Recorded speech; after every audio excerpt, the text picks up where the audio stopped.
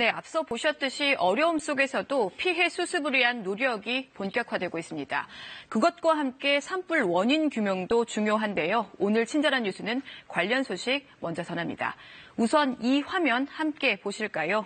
이번에 강원도 고성군 토성면에서 일어난 산불 발화 당시의 모습입니다. 저렇게 전신주에서 불꽃이 튀고 화염까지 이내 치솟습니다.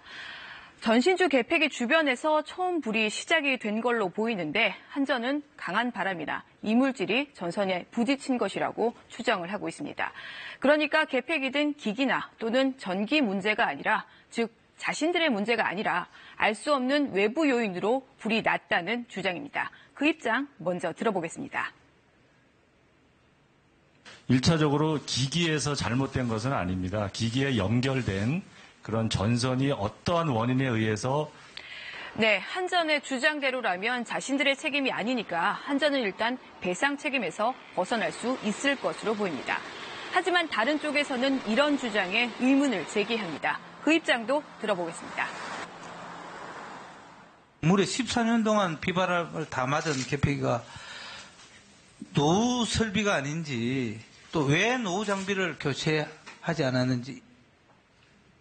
네, 그러나 한전은 최근 3년 동안 10차례 개폐기를 안전점검했다며 특히 화재 당일에도 점검을 했는데 문제가 없었다라고 반박을 합니다. 또 화재 당일에도 관리를 소홀히 하지 않았다고 주장하는데요. 하지만 실상은 달랐다는 주장이 제기가 됐습니다. 화재 당일 8km 구간에 있는 270여 개 전신주를 두 사람이 육안으로 돌아본 게 전부였던 겁니다. 이걸 시간으로 한번 따져보니까 한 대 점검에 2분, 그것도 눈으로만 확인한 셈이라는 거죠. 이런 점검이 과연 제대로 된 거냐 의문이 나오는 이유입니다.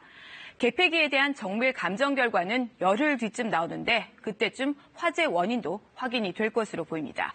화재 원인 규명 답답하기만 한데 하나 더 답답한 게 있습니다. 바로 산불 당일 야간 진화 관련 얘기입니다. 그동안 야간 산불을 끌 전문 헬기가 없어서 피해가 더 커졌다는 지적이 계속 나왔었는데요. 그런데 아니었습니다. KBS 취재팀이 확인을 해보니까 야간 산불 진화 헬기는 있었습니다. 그런데 정작 꼭 필요했던 이번 산불에 투입되지는 못했습니다. 이게 바로 그 문제의 야간 산불 진화 헬기의 모습인데요. 정부와 지자체가 주최한 세 차례 시연에서 어둠 속에서도 비교적 정확하게 물을 투하하면서 능력을 입증을 했다고 합니다. 그렇다면 이렇게 훌륭한 장비가 왜 정작 필요할 때는 못 쓰였을까요? 황당하게도 돈 때문이었습니다. 강원도는 지난해 전국 최초로 야간 산불 진화 헬기를 도입을 했다고 홍보를 해놓고 정작 올해는 예산을 끊는 바람에 헬기를 운행하지 못했습니다. 낮에 비해서 비용 등 효율성이 떨어진다는 게 이유였습니다. 그 입장 들어보겠습니다.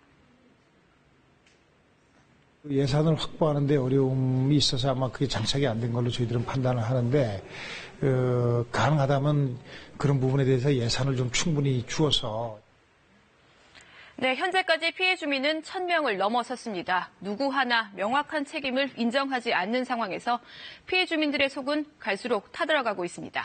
친절한 뉴스였습니다.